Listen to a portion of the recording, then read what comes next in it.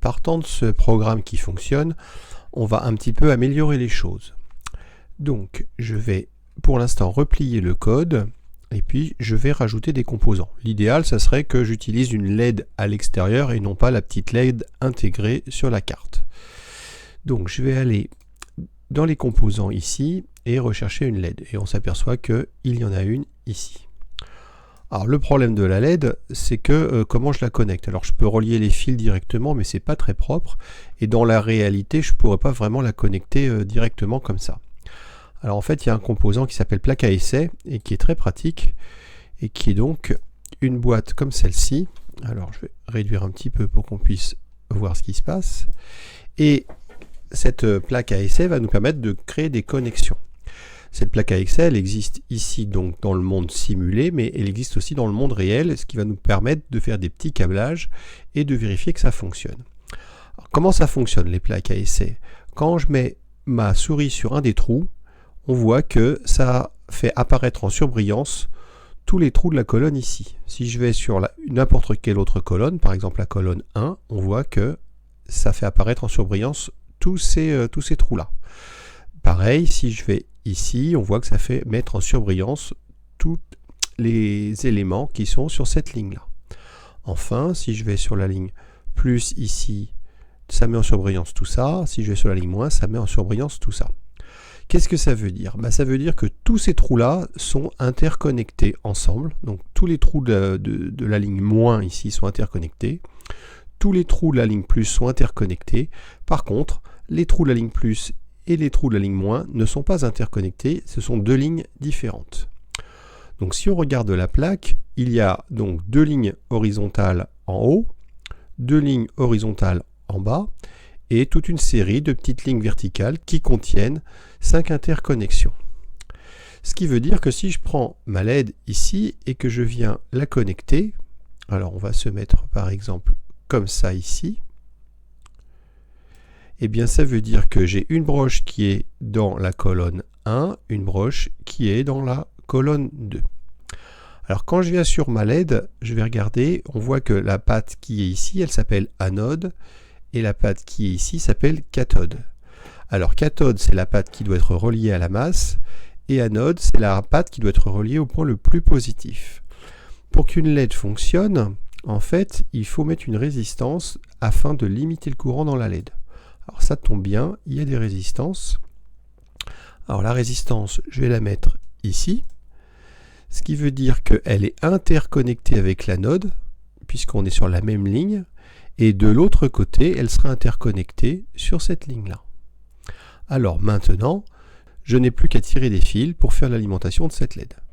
Donc ça doit être relié à la masse, donc je vais prendre un fil que je branche quelque part dans la ligne verticale ici, et que je ramène sur le GND de ma carte Arduino. Voilà, on me demande quelle couleur de fil je veux, donc ici je vais prendre du noir, parce que d'une manière générale, les fils de masse, c'est noir. Ensuite, si je veux faire les choses propres, je vais recliquer sur mon câble ici, et en double-cliquant, ça fait un petit point.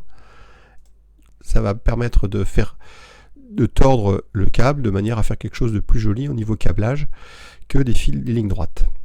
Ensuite, je vais prendre un autre fil et je vais aller me brancher par exemple dans la broche 7.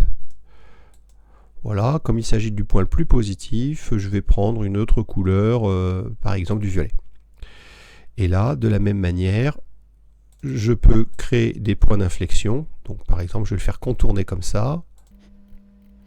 Voilà, et puis ce qui veut dire que en fait, le circuit que je viens de réaliser, quand la broche 7 va passer à 1, il y a un courant qui va circuler comme ça, qui va arriver sur la résistance, ça va aller dans l'anode de la LED, ça va revenir sur la cathode de la LED et ça retournera à la masse.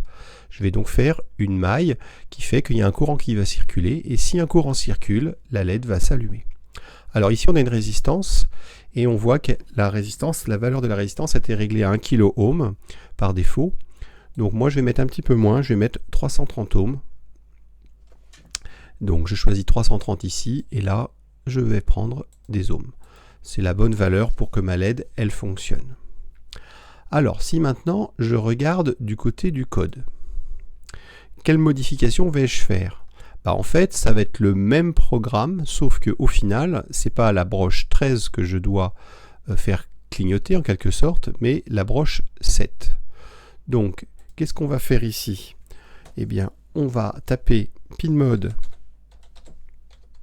Alors, il faut faire très attention dans Arduino, c'est qu'une majuscule n'est pas égale à une minuscule. Donc, en fait, il faut bien mettre les minuscules et les majuscules comme c'est marqué. Donc là, ça va être la broche 7, et donc elle va être... Ensuite, on effectue la même chose sur le même principe. Alors pour aller vite, je vais faire un copier-coller, et je vais juste modifier 13 ici en 7. Et je copie ça, voilà, et je modifie ça en 7. OK. Je vais lancer ma simulation.